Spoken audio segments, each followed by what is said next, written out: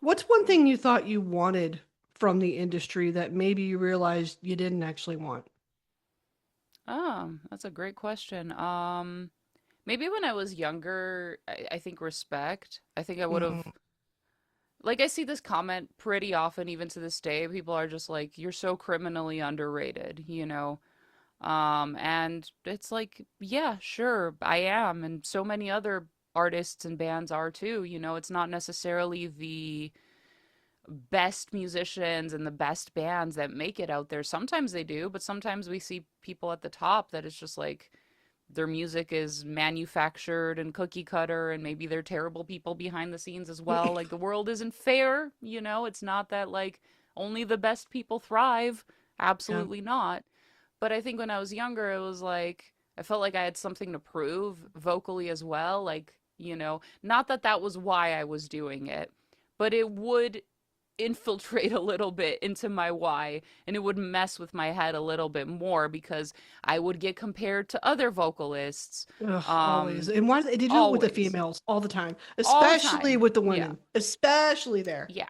And I would be compared to women that like sound nothing like me, or sometimes people be like, so and so's way better than Vicky, like as if it's an objective, sorry, as if it's an objective fact. Right. They wouldn't say I prefer so and so's voice over Vicky's, because that's fine. But I was just like, there's sometimes they're, you know, I don't want to name names. I don't even remember at this point, but maybe they would mention vocalists that, like, objectively, from a technical standpoint, weren't as good as I, you know, am. Because maybe they just, like, did the one thing and stayed in their lane, which is, like, that's fine too.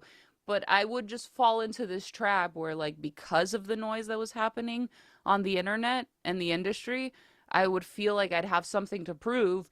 And then I think over time, I've just been like, no, I don't have anything to prove. Like, if I do difficult, cool shit vocally on a song, it's because it works with the song and it's because it adds to the song. It's not because I have something to prove.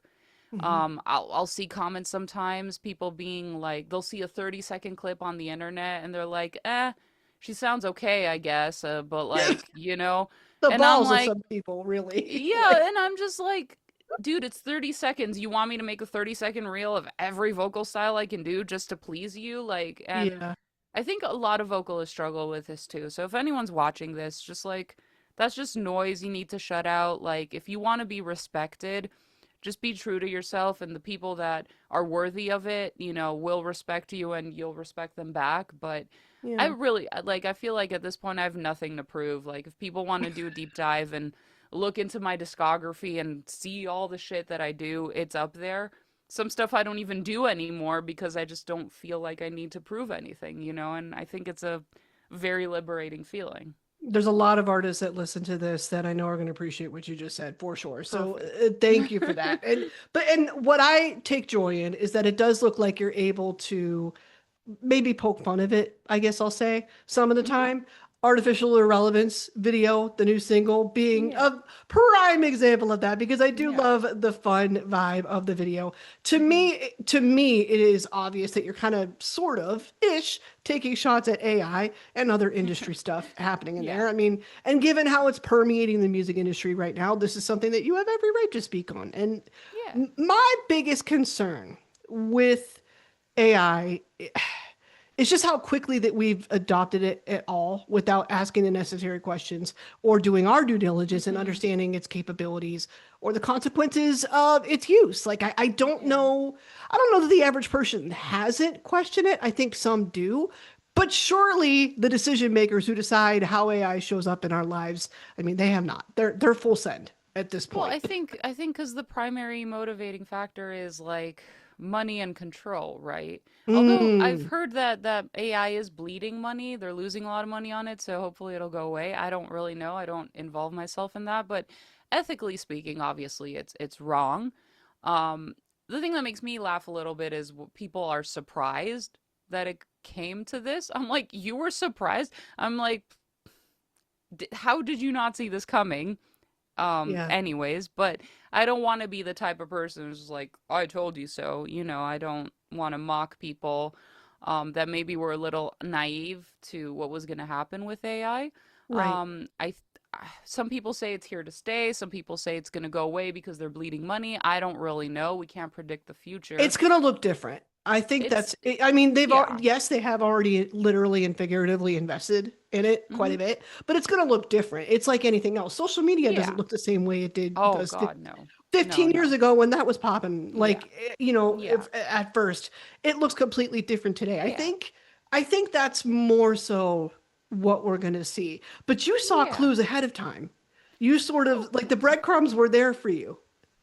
yeah, I mean, just like with social media, and social media originally being a platform for people to connect, and then people realized, oh, wait a second, we can have ads on here and companies can make money, and then it became a business, you know.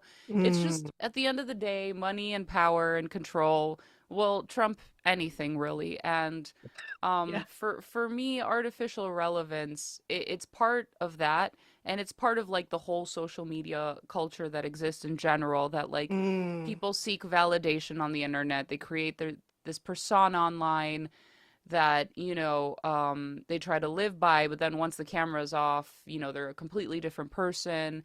And just the toxic doom scrolling culture, and the, the constant instant gratification of like, give me something in the first 3 seconds, otherwise I'm going to scroll away. Like, which when did that change? I'm like, does who have are we really that old now that we forgot what waiting in line was like? Like really, honestly. yeah, I really don't know. It does make me feel old when I see this stuff. I'm happy to have grown up.